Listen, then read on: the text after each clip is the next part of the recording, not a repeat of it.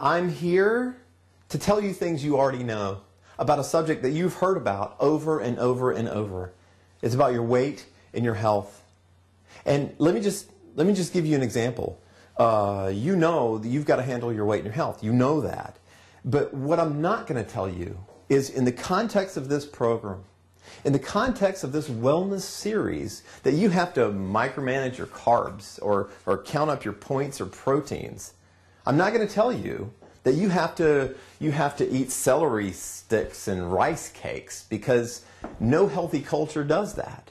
And who can do that for long anyway? You don't have to do those things to be healthy. When I say no healthy culture does that, what I mean is no healthy culture right now. I mean, think about our own culture, America. Here, in our culture, we used to be healthy. In 1958, our obesity rate was 13%. 13. Do you know what it is now? It's huge. It's through the roof. And all the health problems that you face, all the health problems that you see in this world that follow from that, are a result of that change that happened as we became overweight and obese, and we're taking on cancers and diabetes, for example. When we were healthy, when our obesity rate was 13%, what were we doing then? Was anybody micromanaging carbs and calories and points and proteins? No, of course not. Was anybody supersizing their meal and eating out of a trough? No, of course not. Was anybody avoiding normal foods like egg for the cholesterol? Came right out of a chicken. Was anybody avoiding carbs in bananas and fruits? No. Or avoiding white foods? No. What we need to do, me and you, and what we're going to do in the context of this wellness series, is return to a set of principles that worked when we were thin and healthy. We're going to return to a series of principles that you can apply at your house.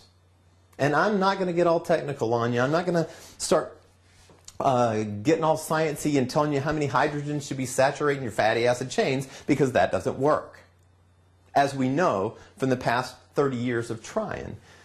What I am going to do is return to these principles in ways that are common sense solutions that you can apply at the house, that you can apply on your lunch break, that you can apply even when you're on the road, when you're out there. That's what this is about. And let me tell you, I'm going to tell it to you straight. I'm not going to treat you like you're 6.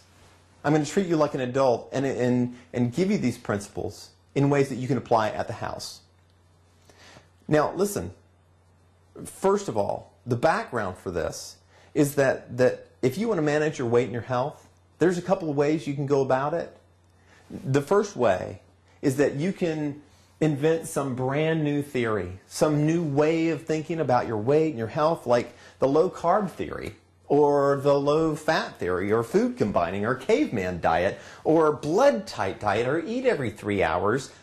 You can invent some new theory and hope that turns out to be your magic bullet. Good luck with that. There's going to be another one every January. Alternatively, a different solution, and the one that we apply, is to use your observations. Don't go on theory. Go on something that you can see. Me and you and my mom, normal people, can see with our own eyes. And that is, go on your observations. Find success. Do that.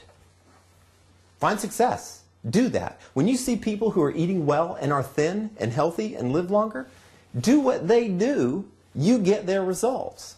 That's what I saw when I went to France. I am, by training, a neuroscientist. I study how the brain works.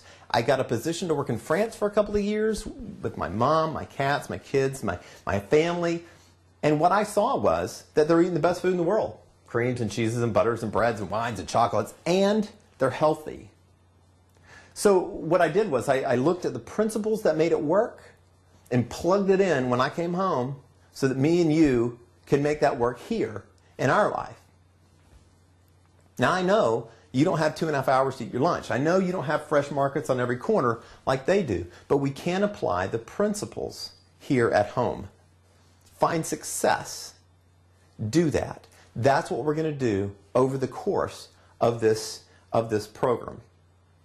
Over the next few sessions, I'll be talking about what to eat, what to shop for, how to pull your sweet tooth so that you don't crave those foods all the time. I'm going to talk to you about how to eat so that your behaviors control your consumption for you.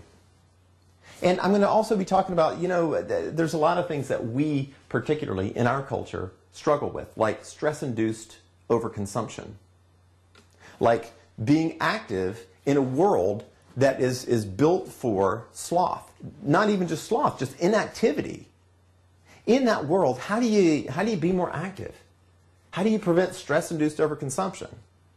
How do you structure your life and the decisions you make so that it's helpful and not contributing to the problem? Each session will deal with one of those. And the bottom line is this. Those practical solutions are commonsensical. They are things that we used to know in this culture and have forgotten. I had to go to France and back to realize that the things that they're doing that make it work are things that we used to do when we were healthy. Like, let me give you a couple of them now, like return to the family table. They do that now.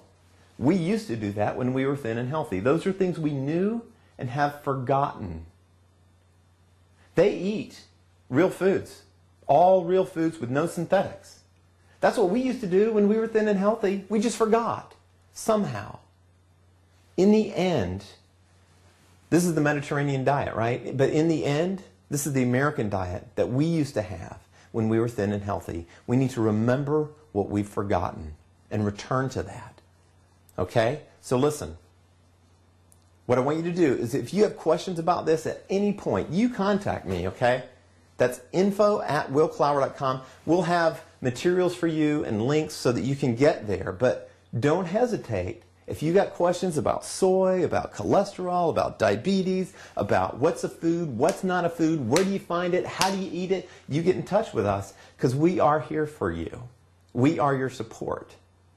And it is what we do to take care of the people who are going through this program. So if you have any questions, let us know. Otherwise, you guys have a great day, and I'll talk to you at the next session. Take care. I'll talk to you soon. Bye-bye.